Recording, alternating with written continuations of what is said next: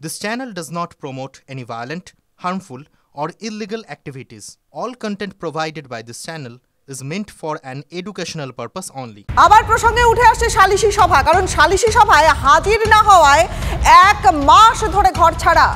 শেষ পর্যন্ত পুলিশের সহযোগিতায় বাড়ি ফিরলেন ঘরছাড়া দম্পতি। পূর্ব বর্ধমানের জামালপুর থানার কুবাজপুর গ্রামের ঘটনা। সম্প্রতি তৃণমূল নেতার ডাকা সালিশি সভায় হাজির না হওয়ায় বৃদ্ধ এক দম্পতি ও তার ছেলেকে মারধরের অভিযোগে তোলপাড় হয় রাজ্য।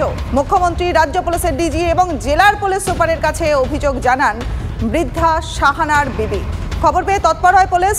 13 জনের বিরুদ্ধে মামলা রুজু করেন জামালপুর থানার পুলিশ। সেই মামলায় তারা সকলেই জামিন পেয়েছেন। আর এরপরই জাতীয় মানবাধিকার কমিশনের দ্বারস্থ হন বৃদ্ধা শাহানারা বিবি। তারপরেই পরিস্থিতি বদলায়। অবশেষে শুক্রবার পুলিশের সহযোগিতায় বাড়ি ফিরে স্বস্তিতে বৃদ্ধ দম্পতি এবং তাদের ছেলে।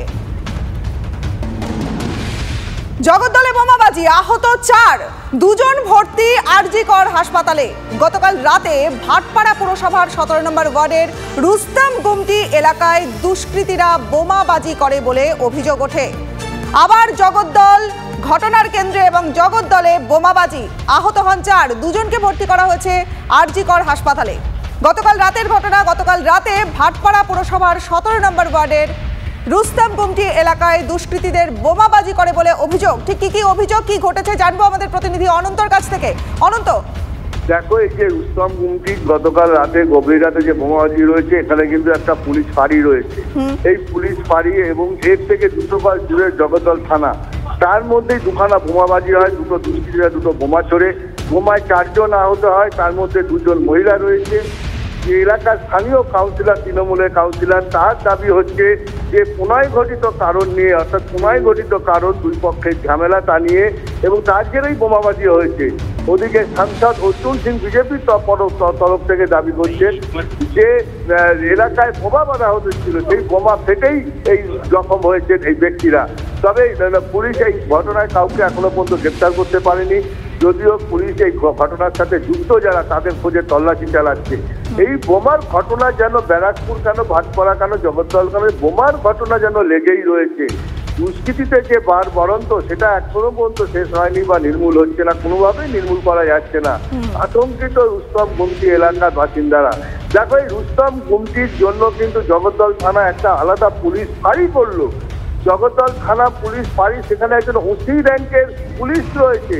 তা সত্ত্বেও কি করে এইখানে পুলিশ অফিসার ওসি র্যাঙ্কের, সেই তারা সত্ত্বেও সেই ফাঁড়ির নাকের ডগায় জগদ্দল থানা ঢিলছড়া দূরত্বে অবাধে এরকম বোমাবাজি হয়ে গেল, এখনো কেউ গ্রেপ্তার হলো না। এ নিয়েও কিন্তু প্রশ্ন উঠেছে।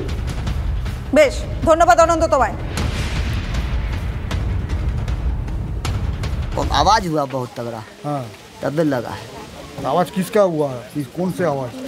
जैसे बम जैसे चला रहा था वैसे ही आवाज हुआ। कौन बम चला यहाँ पे? अब ये हम नहीं चिनते उसको। कितने आदमी घायल हुआ यहाँ पे? 3 आदमी हम लोग घायल। বোমাবাজি না, ওখানে বোম